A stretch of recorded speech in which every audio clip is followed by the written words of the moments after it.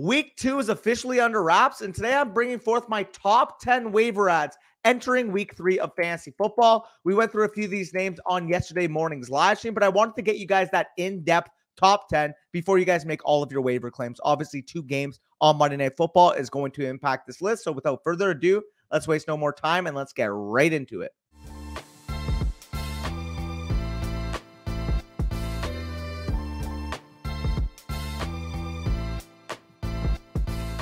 All right, before I get into my official top 10, I want to talk about 5 guys that should be rostered in the majority of your leagues, but if they are available, go and pick them up. Nico Collins, wide receiver of the Houston Texans. Huge game this past week. He should be rostered in your league, but if he isn't, I view him as a legitimate top 30 wide receiver for the rest of the season. Kyron Williams, another running back, demanded all the work for the Los Angeles Rams. He would have been on last week's show, but if he's still somehow available in your league, maybe somebody didn't want to pick him up, they saw that San Francisco matchup, he is the clear bell cow for the Los Angeles Rams. Jaylen Warren, running back for the Pittsburgh Steelers. Very impressive in his touches on Monday Night Football. Completely outplayed Najee Harris, was very involved in the receiving game. Again, he should be rostered in your league, but if not, I think he's one of the prime handcuffs in fantasy football with legitimate standalone value. Roschon Johnson, running back of the Chicago Bears. D'Onta Foreman was inactive on Sunday. He was the clear number 2 running back for Khalil Herbert, and he's going to be the number 2 running back to Khalil Herbert for the intermediate, but I do think come week 5, come week 6, come week 7, rookie running back, ascending talent, has the opportunity to really make a big play towards being the number 1 in that backfield. And then finally, Hunter Henry, tight end of the New England Patriots. This Patriots offense looks a lot better. Mac Jones looks very in rhythm. And Hunter Henry's a big-time target for Mac Jones. He's currently the tight end 2 in fantasy. And given how this Patriots offense has looked, I wouldn't be shocked if he can finish as a tight end 1 this year. But now we go on to my top 10. And starting off with number 10 overall, we got Devante Parker of the New England Patriots. And he missed week 1, didn't play in that game, but came back in week 2 in a strong way. He was that clear number 1 wide receiver for this New England Patriots team, running 95.7% of the team's route and finishing second on the team in targets, only trailing Kendrick Bourne in his first game of the year. This Pats offense, like I just said with Hunter Henry, looks much improved. Mac looks like a very, very solid quarterback, and this is not the same sluggish offense that was called by Matt Patricia last year. Bill O'Brien is a legitimate NFL offensive coordinator, and I do think this Patriots offense can at least be league average compared to the dumpster fire, like I said, it was last year with Patricia. For 5% of your fab bid, I think you can get a quality wide receiver 4, wide receiver 5 archetype when it comes to Devante Parker. I do think he is the number 1 wide receiver on this New England Patriots team. Number 9 is Tyjae Spears, running back of the Tennessee Titans, and the standalone role in terms of his overall snaps has been encouraging based on the expectations, but don't get it twisted. I'm not telling you to pick up Tyjae Spears, put him in your lineup right away, start him next week, because he's still behind one of the bigger workloads in the NFL with Derrick Henry. Despite him playing on 25 of the team's 65 snaps on Sunday, Derrick Henry is still the clear RB1, but the reason why I love getting ahead of the curve, picking up Tyjae Spears now, is that his implied value is massive. If Henry were to miss any time, a 29-year-old running back with the workload he has under his belt, with lower body injuries in the past couple years, I think Spears has the opportunity to be a legitimate league winner in fantasy football. He had a nice little receiving profile coming out of Tulane in his last year, averaged over 10 yards per catch, and he's actually been an incredibly efficient runner thus far in his NFL career. Spears is currently the highest graded running back in terms of PFF run grade this year, and because he hasn't truly broken out yet from a point perspective, you should be able to get him for about 5% of your fab. You want to get him, you want to stash him. Let's say you're 2-0. You don't need, spot starts right now, but potential elite upside later on. I think Tyjae Spears is your guy. If anything were to happen to Derrick Henry, I think he's a legitimate top 15 to 20 running back in fantasy football who can currently be had for less than 5%, like I said, of your total fab. Going on to number 8, we have Chuba Hubbard, running back of the Carolina Panthers, and he has a very similar case to that of Tyjae Spears. I think he's a clear-cut number 2 right now in Carolina, but he's looked like the far superior back to Miles Sanders in their first 2 games, and while these PFF grades are only measured based off their week 1 performance, in week 2, which we just saw last night, Chuba Hubbard had 50 total yards from scrimmage on his 7 touches versus 47 yards from scrimmage on Miles Sanders' 17 touches. He ran more routes than Miles Sanders. He outproduced him in the receiving game, and I do think it's a matter of time where he chips in on that 3rd down usage and potentially usurps Miles Sanders in this backfield. I think it's probably going to take an injury for him to be a legitimate RB1 in fantasy, but I do think the ceiling is there. If Miles Sanders were to miss any time, he would be, again, another top 15 level running back in my rankings. Moving on to number 7, we have Matt Breida, running back of the New York Giants. And the unfortunate news of this week is the loss of Saquon Barkley when it comes to the New York Giants. While I expect this, of course, to be a running back by committee moving forward, Matt Breida is the guy I'm targeting out of these bunch of Giants running backs. He led the team in snaps while working behind Saquon Barkley in week 1, and he has past familiarity with this offense. I'm worried that, the Giants could add a Leonard Fournette type. The Giants could add, a vet running back type and make this a messy committee. But as of right now, Matt Breida is projected to be the lead dog. And while you can't probably play him on Thursday Night Football on the road against a very, very stout San Francisco defense, unless you're completely desperate at running back, you should have a better play, at least for this week. But you're going to get the test. You're going to see what the workload is going to look like. Is Matt Breida going to be the lead guy? And if Matt Breida is that lead guy against San Francisco, his next 2 matchups following are against the Seattle Seahawks and the Miami Dolphins, both teams that you can run the football on. I personally would be willing to put in about 5 to 10% of my fab for Matt Breida if you are in need of immediate production at the running back position.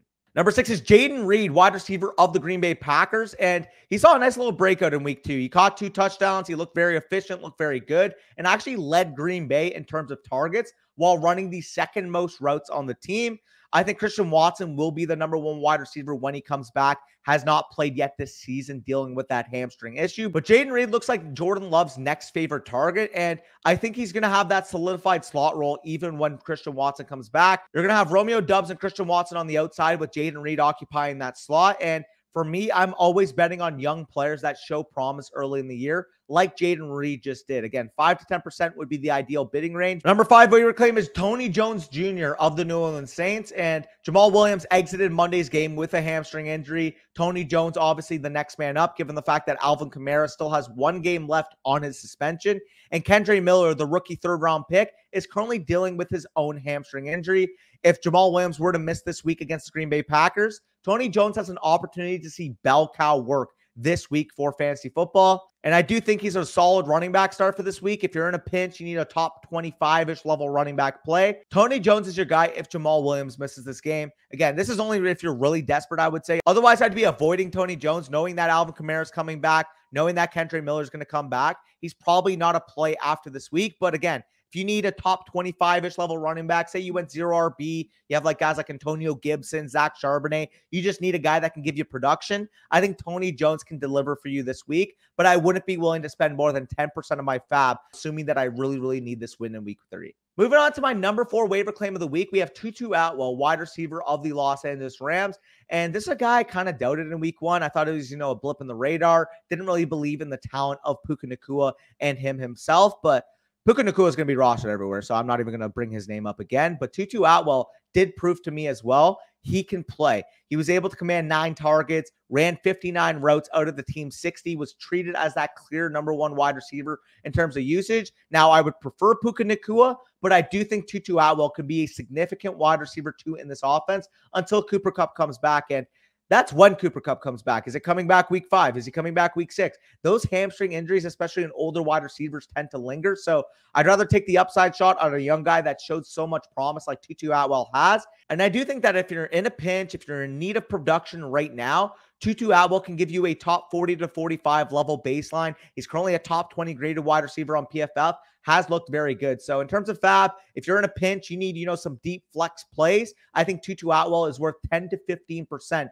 of your waiver budget this week, because at the end of the day, if you're starting, let's say, Antonio Gibson in your flex right now, and you need a legitimate option to produce you points in a PPR league, Tutu Atwell, I think, is one of your guys. And moving on to another guy fitting that type of archetype, we have Tank Dell, wide receiver of the Houston Texans, as my number 3 claim of the week. And the big takeaway I saw from week 2 was the pure development we saw from CJ Stroud. He dissected that Colts defense, looked very smart, looked very poised in the pocket, was able to deliver in a big way.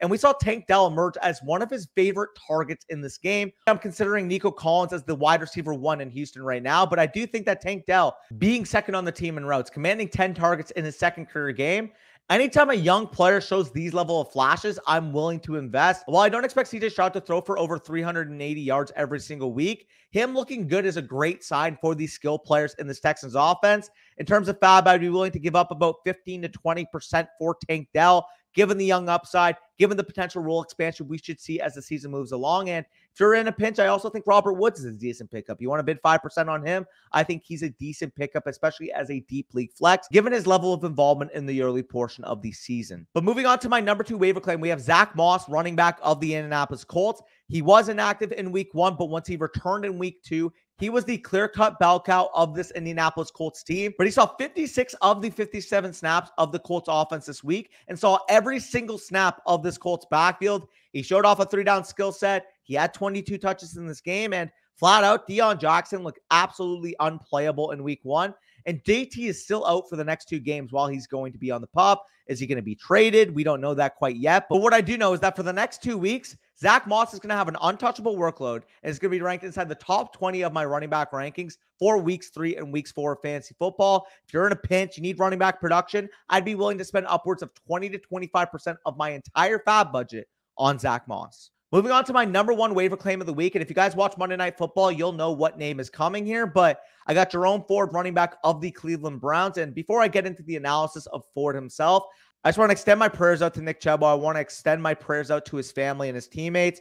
I hope he has a full recovery. That was a gruesome injury suffered on Monday Night Football. And I genuinely hope we can see him come back in the future. With his age, with the injury that he's dealt with, it's going to be really hard, and it's going to really suck if we don't ever see this guy play in the NFL again. One of the best running backs I've ever seen in my life. So want to really extend that out. That was really heartbreaking seeing what happened to Nick Chubb on Monday Night Football, but we got to talk about the fantasy football implications. Obviously, Jerome Ford, main beneficiary of this Nick Chubb injury. He saw 16 of the 18 carries in relief for Nick Chubb, 18 of the 27 routes, and he was the clear preferred option for Cleveland over Pierre as of now. With Chubb's season over, the Browns running back position is really looking like Ford's to lose, and that comes with legitimate league winning upside. Like if Jerome Ford is available in your league right now, he is worth your entire budget. If you have $80 left, you bid $80. If you have $85 left, you bid $85. If you have $99 left, you bid $99.